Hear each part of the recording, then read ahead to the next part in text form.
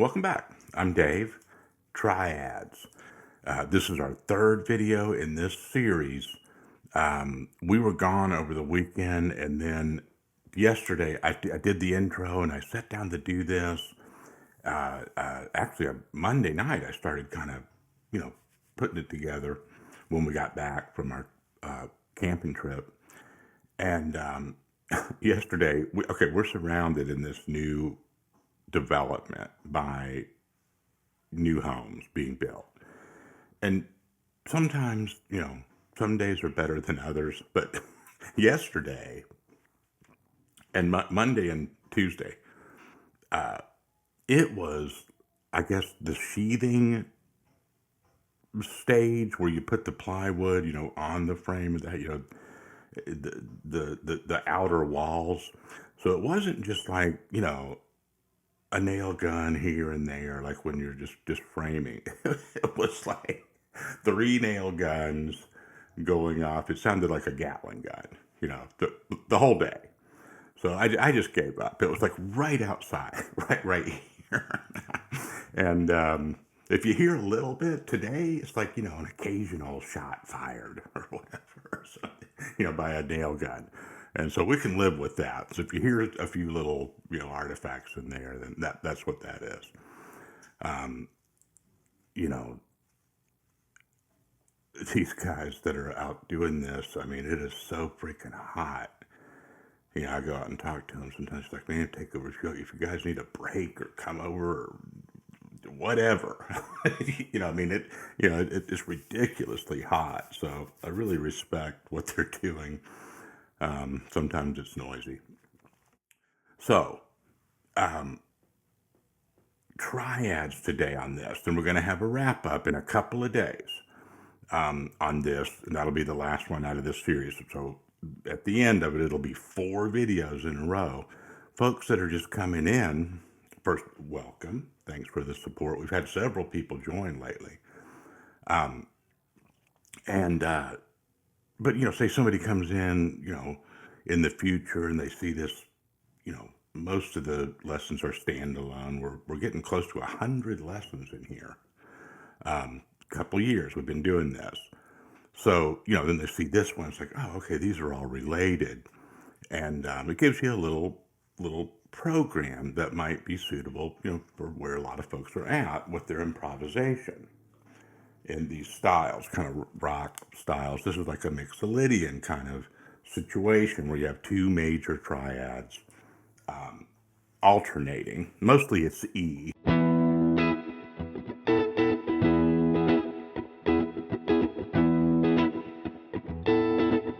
Something like that. Then every once in a while it goes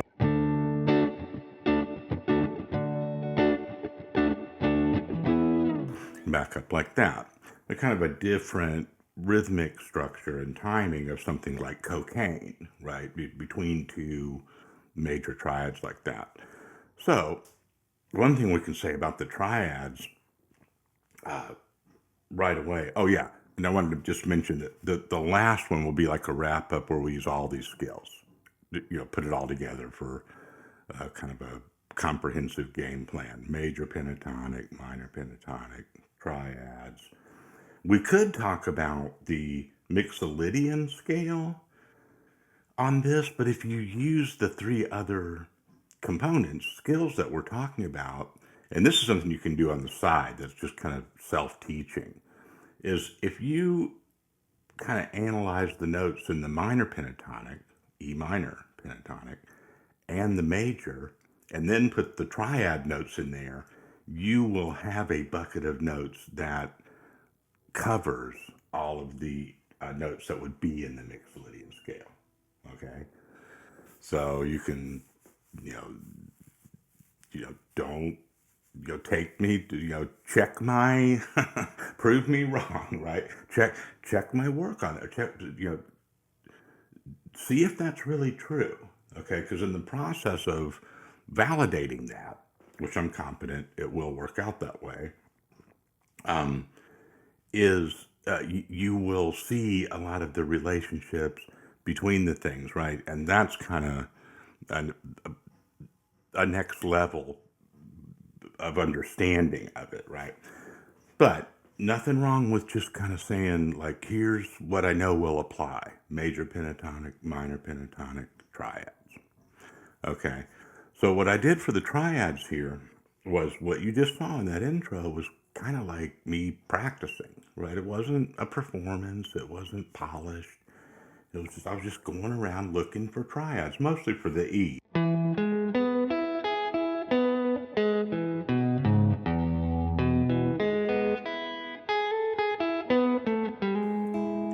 a few little slips and slides here and there. One thing that I did do when I went back to check that intro, that I just kind of did it subconsciously, was I did play a fourth. Okay, so if this is the major third, let's back it down here to let's say root third fifth. It's a major third, both major triads. So start with the E.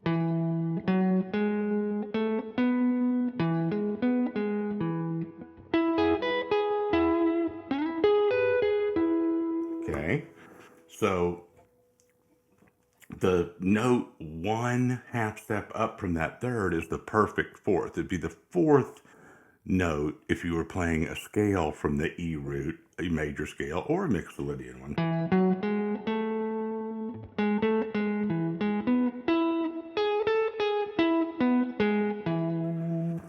Hear how right away that just sounds, it's not a triad tone, but it's like so often involved and integrated into exercises and musical passages, right? That, if you want to just kind of go ahead and add that to your triad routine, I think that's, kind of good practice. Or you can be more strict. Both things would be helpful. And I'm just going to play roots, thirds, and fifths.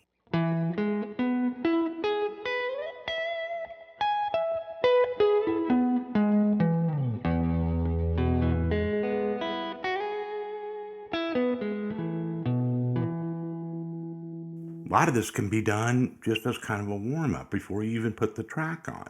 But you can also put the track on and just take your time. Doesn't really matter, about the timing and stuff, but after a while, it just starts turning into something musical, right? And so, if you start feeling really open and your hand is kind of automatically, this is the key to it. The reason we practice this is because we want to increase the chances that our hand and ear will automatically connect in these different shapes around the neck, okay? This is why you're just constantly hearing about caged and triads and all that on YouTube. But it's practice, okay? You could study the theory of composition using triads too. I'm not doing that here. This is simply just going around and trying to, hit as many triad locations as you can, but not necessarily as fast as you can, right? Something like this. And you can switch it to the D for the D chord. We'll see where we are in the loop.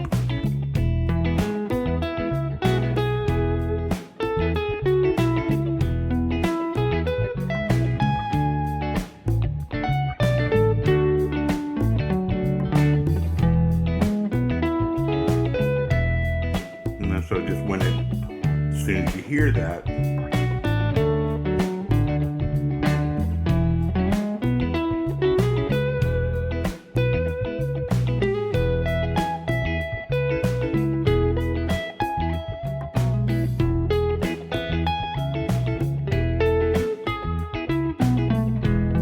there's those fourths.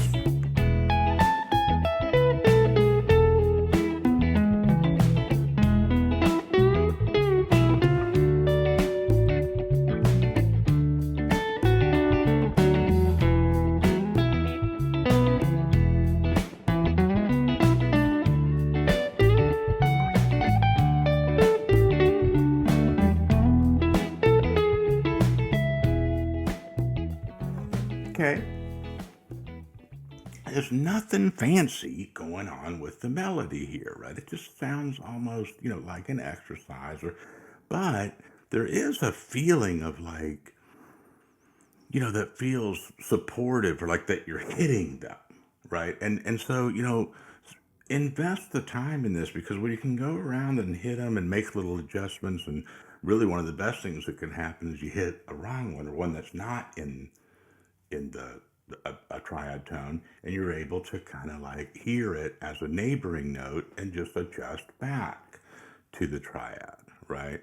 So eventually, you this is just a framework or part of a larger system, but you need to spend time, in my opinion, doing this, right? Not just kind of like looking at them on these diagrams, and I know that one, I can recognize them all. That's great, but it doesn't matter unless you can like move around and play them, right? It's just all that understanding of them and memorization. It's just part of it's useful, in my view, only in that it supports being able to play them, right? So sometimes I was going down to that time around, I went down to the D, you know, respectively. When the chord switched to D, I would go to a D triad. But here's something that's cool about this too. What if I just play E stuff and don't even change it to a D when it gets to that chord? What happens?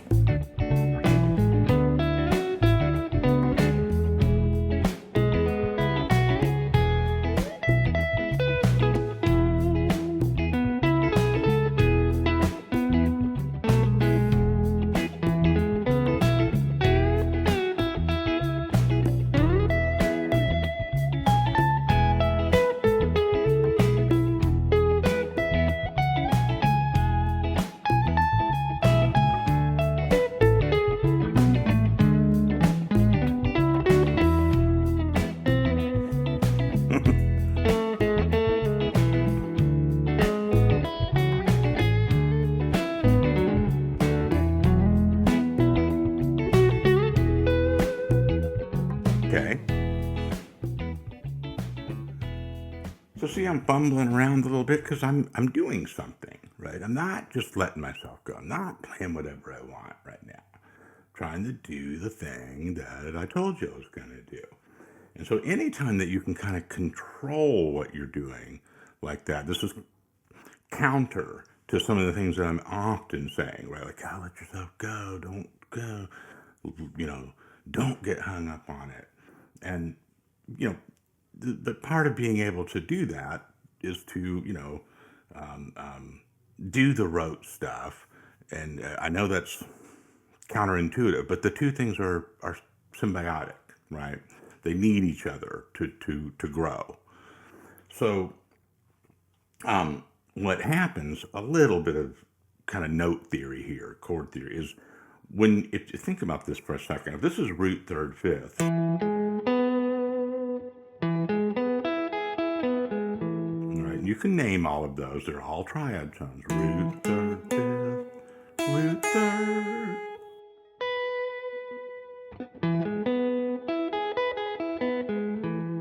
Okay.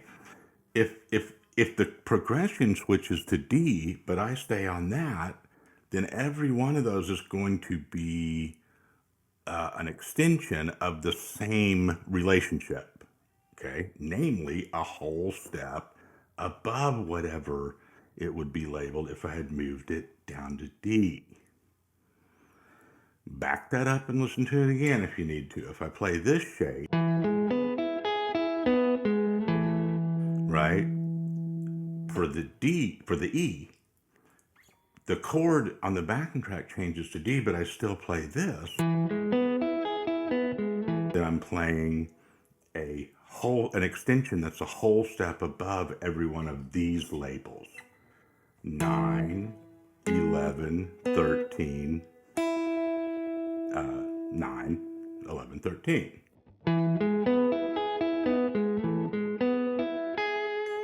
Okay, that sounds cool. So there's some tension in there or whatever. So when you're thinking this, and uh, the way to generally apply that little example, I think, is when you're working on stuff on YouTube and you hear all this talk about triads and it's kind of like chord tracing and following the chords, that's that's great. That's really important. And that is kind of the main strategy a lot of times. But also you can play other triads that are extensions of the chord that's that you're playing over. Okay, and you can do that. It's another way that having these patterns and these shapes under your fingers pays off. Okay, leave it right there on that topic because that can get upper level harmony and melody and stuff is basically where you're doing that. You're going and playing, say, I'm going to go take the E and then I'm going to play a triad based off the third, right? Instead of the root or something like that. And so when you come across those kinds of ideas in your studies and online, you're like, oh, okay. Maybe that makes demystifies a little bit of that some. Okay. That's a different topic that you could do a long video or mini videos on or whatever. We don't need to go on a complete tangent with that. But for our practical purposes here today, we just demonstrated that you can stay on E. And then after a while, we're going to do this in our wrap up as well, start throwing in some, that major pentatonic stuff. And, just kind of start to let yourself go a little bit.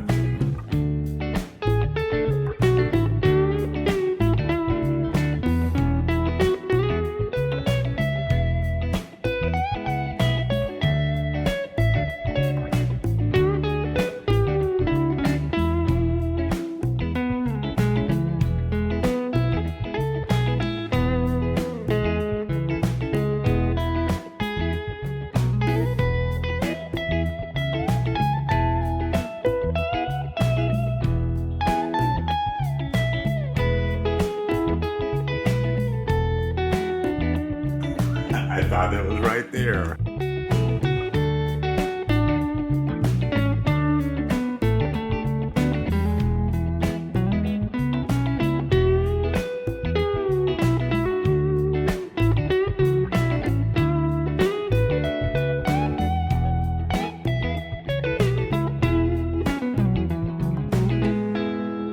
Nope, ran out of backing track. But yeah, I was right on my last note right there. If I hadn't had to recover from my misplaced D business, I would have, because I was kind of looking at it out of the corner of my eye, I would have just nailed that right before. You wouldn't have noticed that I ran out of backing track. So we'll leave that. That's all good. That's what I wanted to wrap up with. So what happened there? Little bit of a error that's also useful is playing D stuff over the E.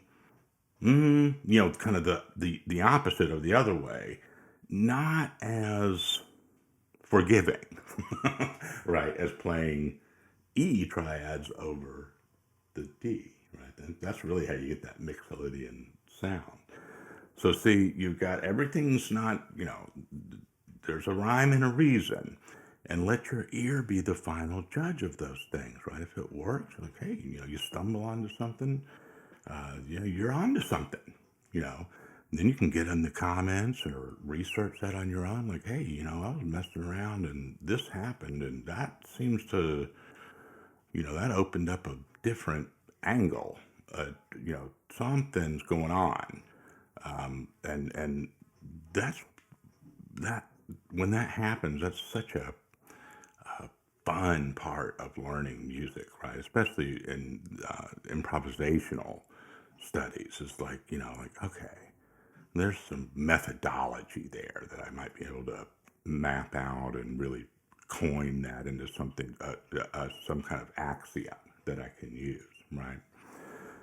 So look out for the wrap up on this. Then we'll move on and do some other stuff. We spent time on this progression and this process, but like I said, I want something in this Patreon archive that is a multi-step thing that kind of really um, uh, delivers or introduces some of the basics about the method that I'm using all the time, the combination of these things. All right. Take care. Appreciate everybody that's joined us lately and everybody that's stuck around this long. Keep supporting us. Just can't thank you enough, Jennifer and myself. Talk to you next time.